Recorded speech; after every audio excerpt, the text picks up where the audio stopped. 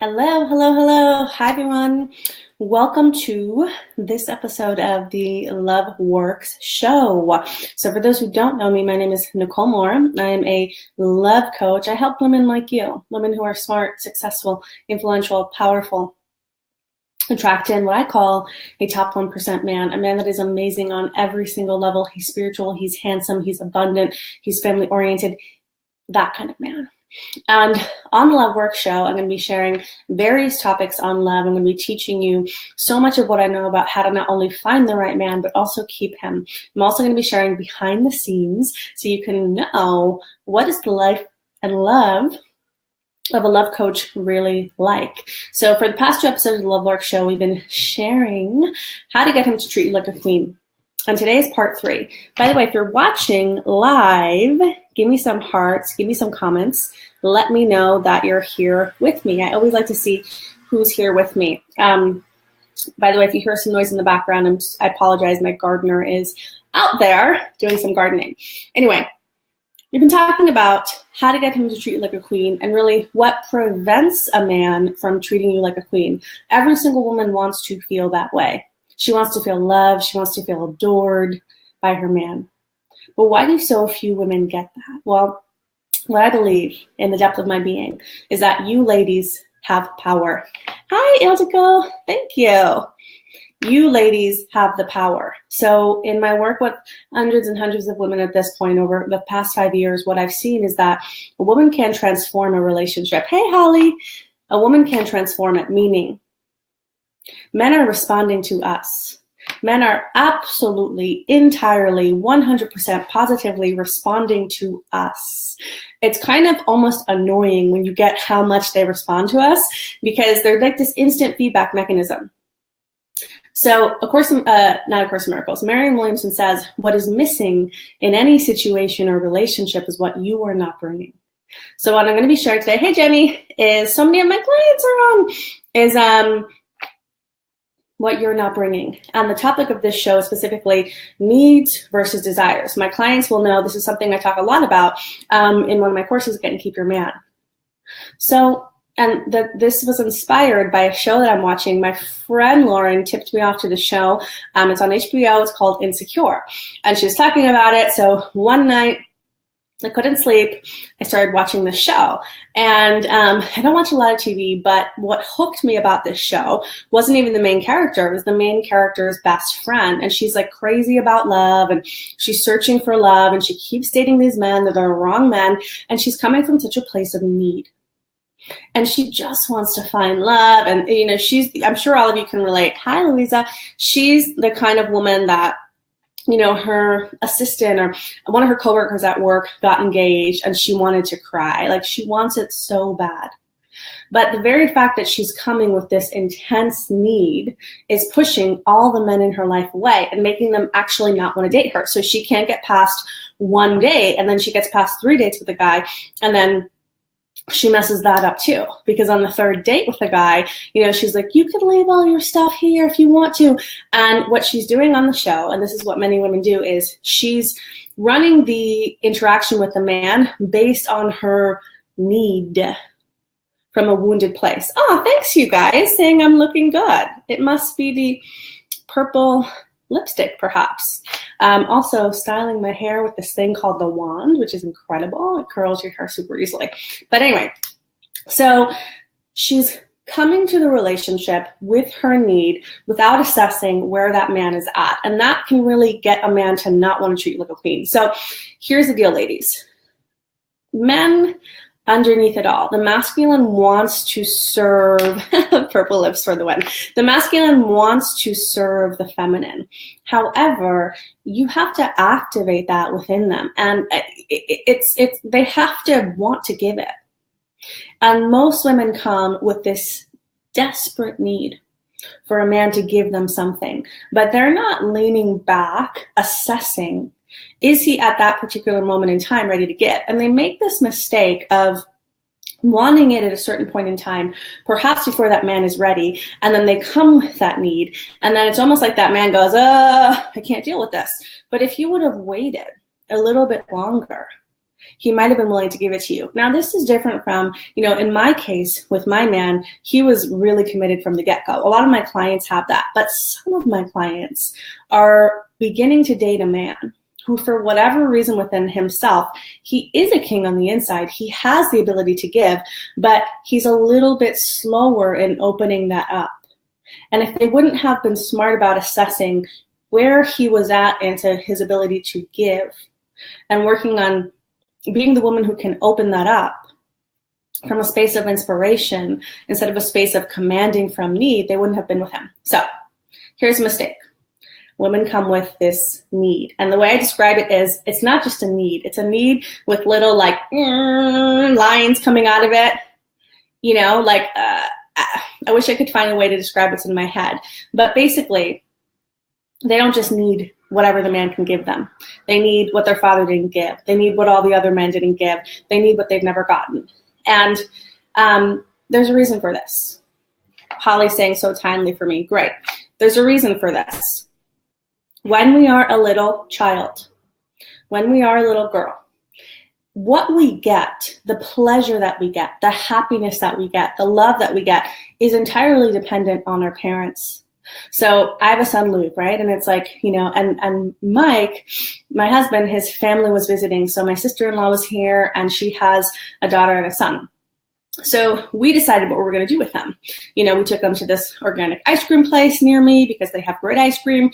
We set up this swing set. So Luke has a swing set and they could swing. But the pleasure that they got on that weekend, besides their ability to play with themselves, which kids are really great at that. But here's what I want you to hear. It was entirely dependent on what the adults were doing, right? I'm the one who decided, let's buy a swing set for the kids. Mike was like, let's go to the ice cream place. He really is obsessed with the gluten-free cookies there. So when you're a kid, it's like, you got to do what your parents do. We decide where they go. And so your ability to get what you want is so dependent on one or two people really outside of you. And that's okay when you're a kid. I don't know, I'm not in a kid's head, so maybe they don't like it, right? But when you grow up as an adult, if you're not careful, you carry that same thing with you. And then you meet a man, it's like this girl on the show Insecure. Her ability to feel what she wants to feel in her life so badly, she places it in the hands of men that she barely knows. And she's desperately looking for them to give her this feeling that she so wants to feel. And they feel that.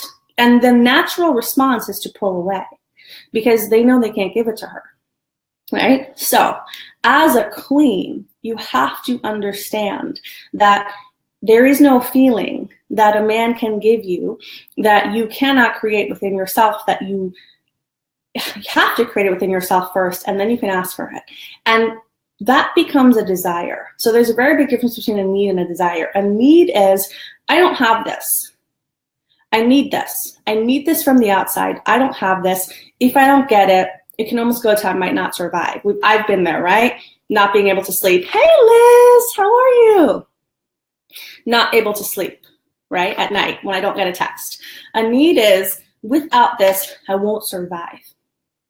A desire is, it would be amazing to have this. It would be so pleasurable to have this. It would be lovely to have this. I can't wait to have this.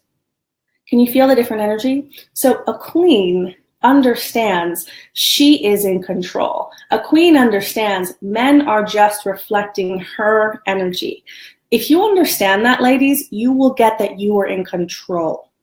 Now, caveat, I'm not talking about this category of men over here called narcissists, the super wounded men, the super unavailable men, the avoidant men. Leave those men alone. Okay, this stuff will not work on them. They are too far gone.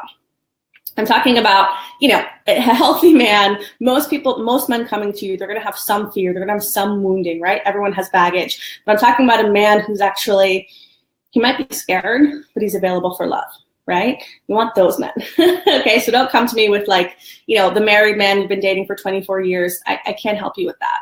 Right? But I can help you with getting a healthy man, even a somewhat scared man, to open up and treat you like a queen. So the queen understands. I shift men based on my energy. That's where I work first. So to give you an example, in the TV show Insecure, for those of you who are joining on now, I'm talking about an episode of Insecure. Hey, Justine! Justine, you taught me one of the experiences that we had for 100% certain got in my body the concept of trust the even better. It's when we went to that ceremony together in Connecticut. So I always remember that and think of you and that lesson that I got. So on the show, this girl, I can't remember her name, but she went on 3 dates with a guy. That in the scene, she's waking up in the morning at his house, they're dressed up together, and she has the engagement party of her friend that night. And she mentions it, and he's like, oh, he doesn't really bite. And then she keeps trying to get him to come with her, like this need to have someone there because she feels so insecure going to the party on her own without a man. And she keeps mentioning it. She thinks she's being sneaky, but he can tell what's going on. Finally, he agrees. And then he comes to the party that night, and then she thinks she's alone. He said he was not going to come till later, and then he comes, and she's so happy. She thinks, oh my God, he's here. And then she introduces him to her friend who's engaged, and he says, oh, hi, I'm the boyfriend. And she's thinking in her head, oh my God, like he's saying he's my boyfriend. And then they go alone. And she's like, did you really mean what you said about being boyfriend and girlfriend? And he's like, no, I was just trying to help you out. You just seemed like you wanted that so much that I just said that. And then she felt even worse. She's like, oh my God, you must think I'm a loser. Like you thought I needed it so bad. But the truth is he did. Holly's saying I need to watch the second season. So you probably know what episode I'm talking about, Holly. I don't know what the character's name is, but so here's what I want you to hear in that, okay? He was actually still in that moment trying to serve her. This is what men do. He was still trying to serve her. He thought she was so desperately needing the validation from her friend that she's not single that he went to the party and pretended to be her boyfriend just to give that to her. Men want to serve us, right? He was serving her wounding and her need. So what does the queen do? The queen understands, I am the creator. I am responsible for my vision. You better have a love vision. All of my clients do. If you don't have one, go create one now. If you don't know how to create one, go to my YouTube channel. There's a video called The Only Manifestation Tool You Need, something like that. Her name is Molly. Yes. Yeah, Molly. I don't know what happens in the second season, but she's the only reason I'm watching the show because I find the dynamic so fascinating with her, right? So I wish I could love Coach Molly. But so the queen understands I'm in control. And the queen focuses on her love vision, and she enjoys focusing on her love vision because she understands she can manifest it. A desire only hurts when you think you can't have it. A desire only hurts when you think you can't have it. If you think you can have it, it's this fun, oh my God, like I'm going to have this in my life. I can't wait till I have this in my life. I'm enjoying savoring the desire. So what Molly was doing wrong on the show was she was putting the ability to have what she wants in the hands of one man that she went on 3 dates with, that wasn't even committed, that wasn't even in the place of giving her a commitment. And then he was feeling the intense need, and it looked like he really liked her. But her need was coming before he was even ready to give that level. And so he pulled away. So when you're in a situation where you're trying to get something from one man, can you lean back and ask yourself, what do I really desire here? It's not really, like Molly on the show didn't really need just a man on her arm. She wanted to have certainty. I think that's what she really wants. She wants the certainty of knowing someone's there for her. Loha saying, a desire only hurts if you think you can't have it. Yes. Tweetable, right? You guys, I think I should start doing little, like Marie Forleo has tweetables. I would love someone to create that for me. If anybody's creative in my community, I need someone to take the phrases that I say and put them in little pretty pictures. But anyway, you want to ask yourself, what is it that I truly, truly need? So take it away from this one man. What is it that I truly, truly need? And I want you to ask yourself, what are 5 ways? 5 is just to stretch your mind. What are 5 ways I could get this thing independent of him? And you're going to find those ways. And then This is about energy. Everything I teach is about energy, you guys. Tactics in your love life do not work. Energy works because men are responding to you. You know, like I was saying, tweetables would be great. You know what, Liz? Here's a funny thing. I have this strong desire to get my quotes out there in a way that serves people, but I don't really want to do it. So I know it'll happen somehow because it's my desire, right? So that's the way it works, ladies. So when you're in the energy of, I would like this from this man, that's desire. I need this from this man, too much, okay? So, and when you get in a relationship, it's harder to realize you don't need that person. Like this morning, I woke up and I was trying to make breakfast. I'm the one who wakes up with my son, Luke. So I wake up at 5:45 to get him out of the crib at 6. And then Mike likes to sleep later. And I woke up Luke, but now he's in this phase where he doesn't want to be left even in the playpen where I'm watching him and I'm super close. He won't let me leave him in there. So I have him on my hip. I'm trying to cook these gluten-free pancake things. And I had to go upstairs and get him. Right? But in my head, I was thinking, okay, what would I do if he wasn't here? How would I solve this problem? So a queen knows there are many ways to satisfy her desire. When you get that, you get out of the energy of need. So any desire you have, ladies, there are multiple ways for it to come in. It's like Justine came on here and I said, Justine, you taught me the lesson even better. So I'll share that. I had this desire to go to this event it was in Brooklyn. I used to live in New York City, and I wanted to go do this, the spiritual plant medicine. And it was in Brooklyn, and I had this feeling like I should go. But when I thought about going all the way to Brooklyn, I was living on the Upper East Side. To me, that seemed really far. And going with these people that I didn't know, like all these things about going to this event seemed so, Justine, I love you too. They seemed so hard and difficult. But my desire was I wanted to have this experience of connecting deeper to my spirituality. That's why I was going to have this experience with the plant medicine in the first place. And I remember sitting on the phone with my friend Lauren and telling her, like, God, I feel like if I don't go to this event, I'm really going to miss out on what I need. What I felt I needed at the time was a deeper connection to my spirituality. That's why I wanted to go. And I felt this sense of like, I'm going to miss out. So I thought that event was the thing to give it to me. But I leaned back and I said, what do I desire? And it was this connection to my spirituality. And I can wait for the even better because what I want is deeper spirituality. That's one avenue to get there. So I let go. And I might not be explaining the story in a way that I can accurately convey the level of anxiety, but I felt this feeling of, oh my God, if I don't go to this event in Brooklyn, I'm not going to get what I want. Because it seemed like a very rare thing, like not every day you can walk out of your house and go do a very spiritual ceremony with a shaman and plant medicine. It's a rare kind of thing, at least it was to me. So you can apply this to yourself. That guy, I never meet anyone that I like online, and finally there's one date with the guy, and is it going to work out or not? We get in the sense of like, this is the only thing. That's the need. This is the only thing. I really need something. This is the way to get it. If I don't get it from here, I'm not going to be okay. Anxiety.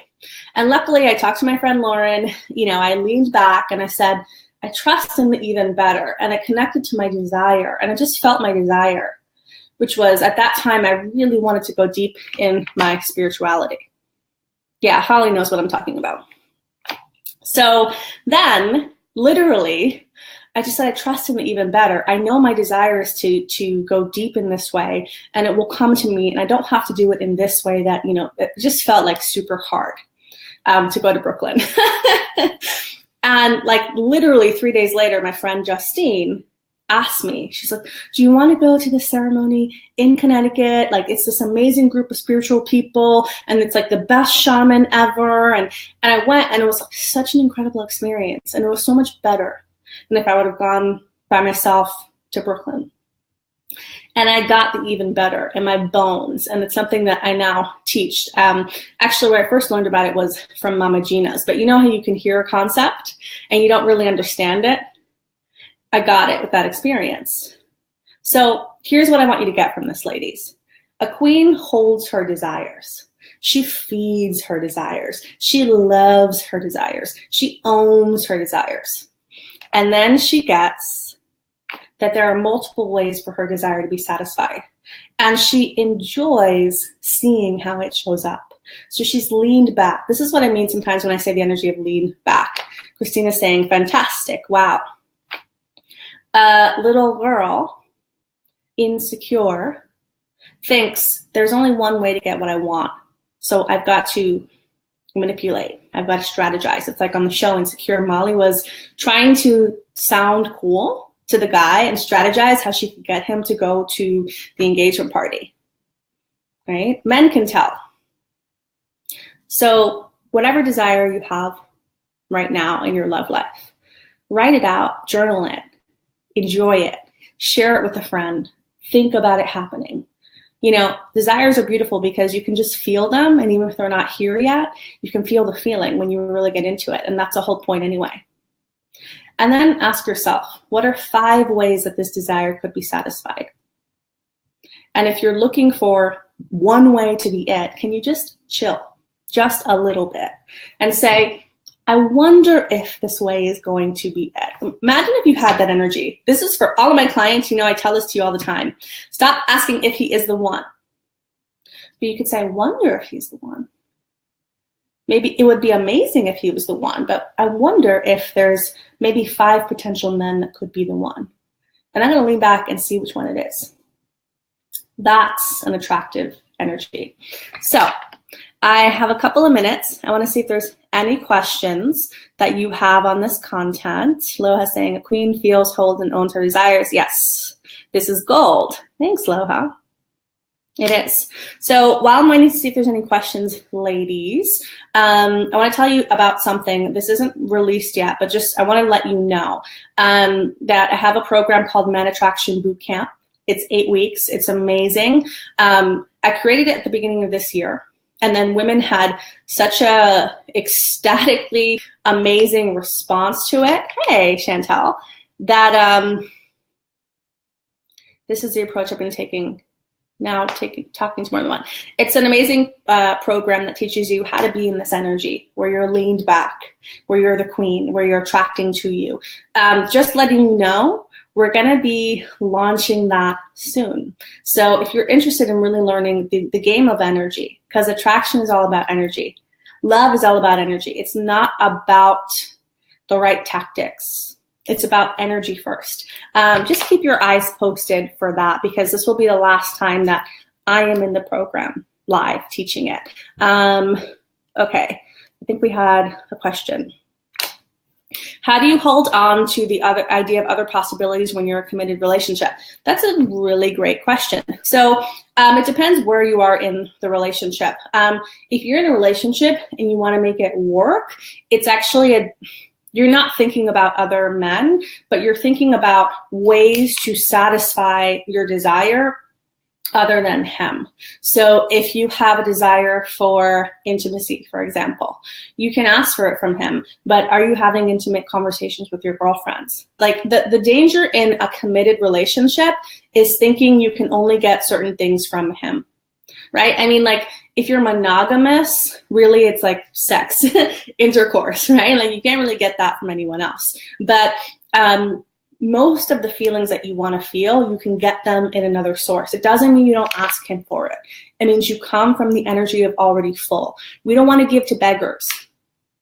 I use this on the other example. Some people will give to homeless people, but some people turn away from homeless people because the need is so glaring that it actually makes us pull back. It's kind of like that. You don't want to come as a beggar. So if you're in a committed relationship, I don't want you thinking about other men. I want you thinking about other ways to get the feeling that you want from him satisfied. And then you would come to him and have feminine communication. That's a whole separate topic, but I hope that helps. Holly's saying, I love not focusing on one man during dating. It's helped me so much. Yeah, it is everything. It is everything. Energy is everything, ladies, okay? So if you're going to learn about love, if you're going to do the right things in love, focus on energy first. That's how you become attractive.